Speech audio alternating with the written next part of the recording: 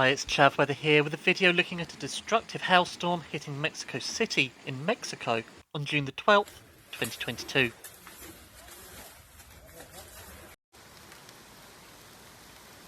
Alerts were in place across the region as hail covered the city.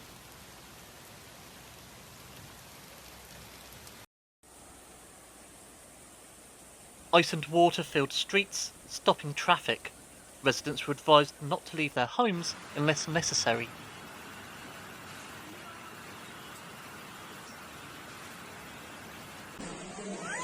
Buildings collapsed due to hail and ice accumulating on roofs.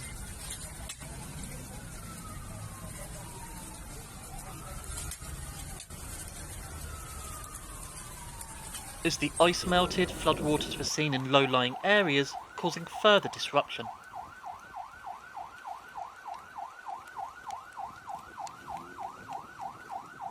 As floodwaters subsided, debris from trees and buildings was left on streets.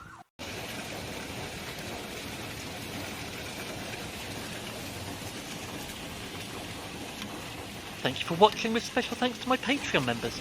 Please comment, like and subscribe to the channel, and I'll be back with another video soon.